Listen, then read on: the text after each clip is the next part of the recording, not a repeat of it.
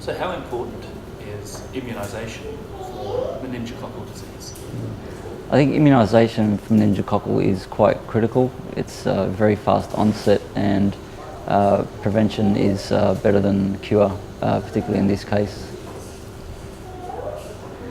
How are you now, 4 years later, when you think about Dylan? How do you cope with that?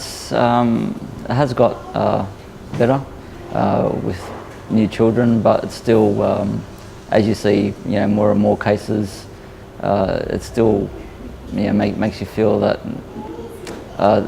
more should be done out there to protect the young kids. So. What was Dylan doing? How had he developed, and what things had he already learned? At that age, he was obviously in the infancy, and he was just very good-natured. He was happy to be held by pretty much anyone. Very little crying, just happy to be awake and eat, and there wasn't much more to it. He was just a very pleasant boy. How does your wife feel now when she looks back? Is there things about that she's totally gotten over, or the things that she finds difficult because you've lost your first baby? I think she's got her hands full at the moment, which probably keeps her busy. I think that's the times when it's quiet. It's probably when you start thinking probably a little bit more than you should.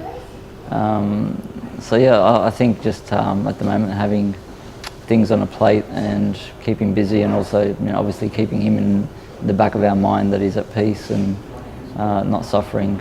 How old is your new baby? 3 weeks today, actually.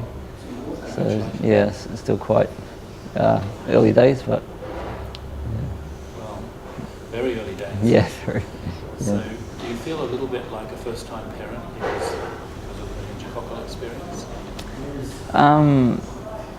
To a certain extent, like with Zara, obviously after she reached past that 3-month stage, it was kind of a whole new experience, and again now with another boy, just going through that kind of experience again. I guess once we get past the 3 months, it would be kind of new waters for us. So,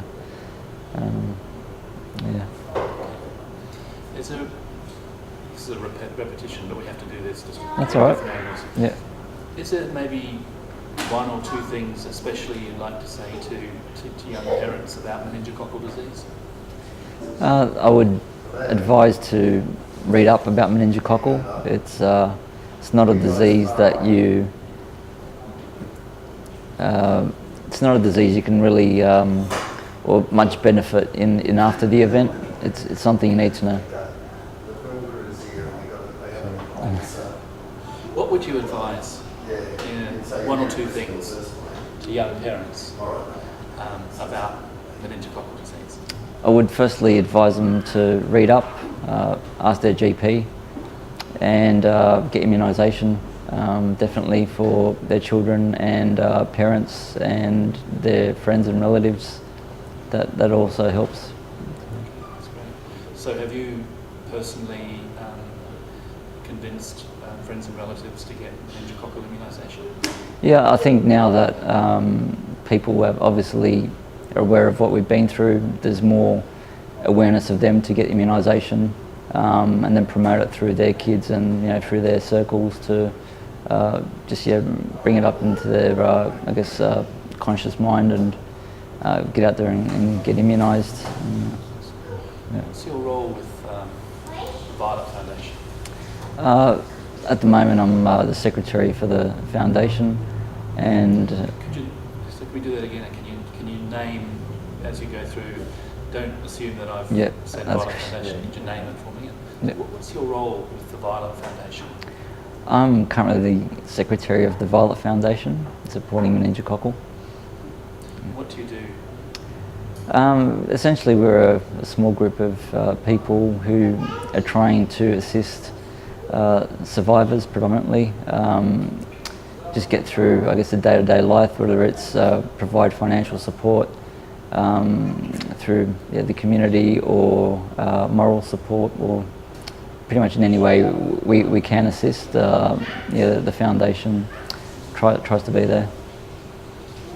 Have you been involved with helping other parents who've lost children? Not in a great sense. Obviously, I do speak to other parents in a kind of general chat, but it's been a kind of learning experience for me as well. So still trying to learn how to kind of manage it myself. Yeah. Do you think losing a child affected your own health? Definitely, yeah. It's my health was affected when I did lose Dylan. Both me and my wife. I think I lost about 15 kilos, and resorted to drinking a lot of coffee and smoking cigarettes as kind of my main diet for several months. So, and bit by bit, slowly tried to break away from that routine. And but yeah, obviously 4 years later, it's still a bit of an issue. Just trying to get back. Still a bit tough. Yeah, I guess there's a lot of gets a bit like a roller coaster, and take 2 steps forward sometimes and take a step back. And but you've come forward. Yeah, we're still moving forward, and got a new family. Yeah, so That's really lovely. and still alive, so it's a good thing. Great. Yeah. Is there anything that you want to tell us, or you want us to know, or you think we really should be thinking about? I think, I guess, going through my experience, one of the biggest things that should be promoting is immunisation, and again, prevention is a lot better than the cure, particularly when infants are involved. They're obviously a lot weaker than adults, and ensuring that parents get immunised, that provides some protection for the children, even that may not have immunisation. So obviously trying to hit it at both angles, immunising the kids and immunising parents and friends is, I think, one of the best ways to not have to worry as much about your children. So. I remember you saying some time ago that you would visit Dylan's gravesite. Is that something you still do, or is that something you're able to cope with now and you don't need to go there so often?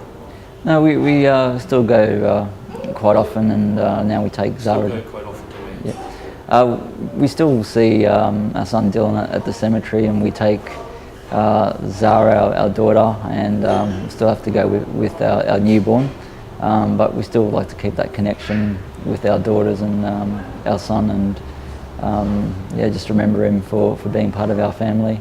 That's lovely. Yeah. I remember also you saying that it was much better to be able to catch it early or prevent it in the first place than have to spend years going to the gravesite.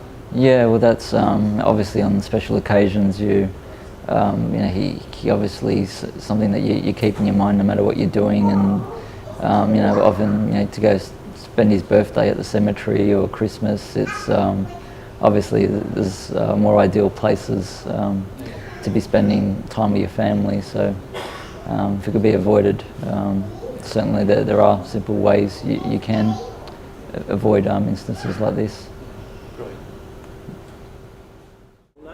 Colin Greenway. And I hear they call you Curly. Curly, yeah, it was a nickname that I earned in my youth when I had a very full head of curly hair, which I no longer have. Colin, tell me about the Violet Foundation. The Violet Foundation was a small group of people who have been affected by meningococcal disease.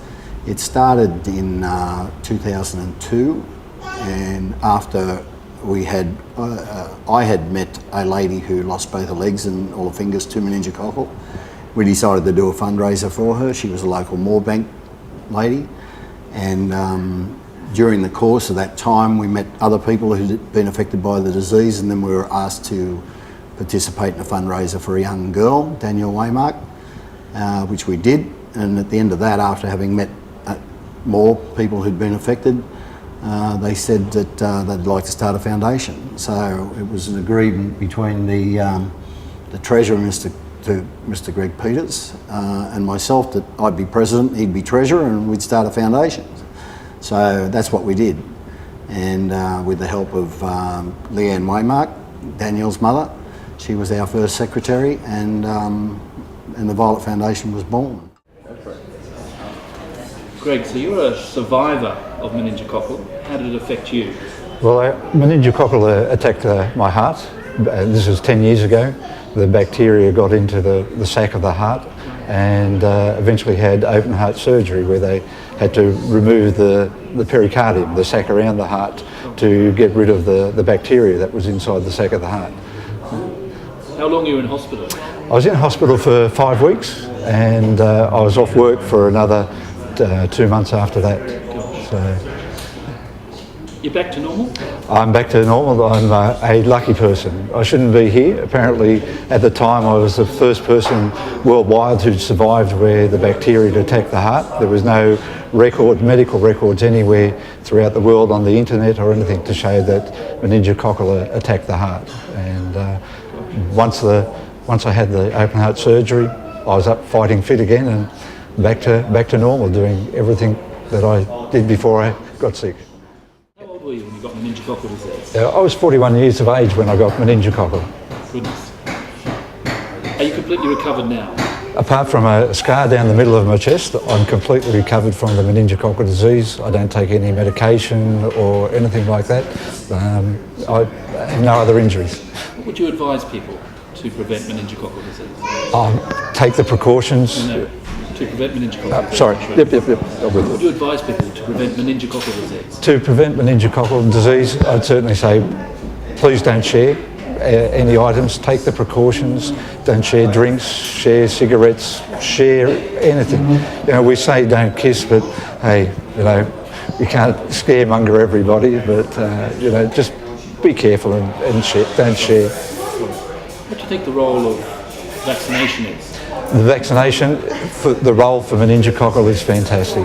Since it's been introduced, there's been a large reduction in the number of cases that I'm certainly aware of. I've seen it on the health sheets where, you know, 10 years ago there was a large number, and now that's certainly reduced. So vaccine, certainly I'd be vaccinating as soon as I could. Get the vaccine to prevent some of the strands Yeah. of meningococcal, and other Squish strains it. like Danielle's. Yeah. You know, you go to the GP, Yeah. not saying taking over. Yeah. Okay, so we'll just ask the question then.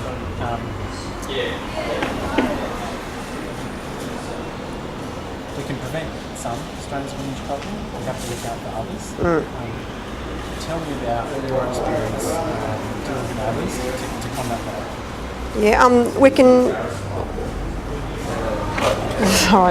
prevent some strains of meningococcal occurring by having the vaccine, but that only protects against the C serogroup, whereas 60% of people contract B serogroup.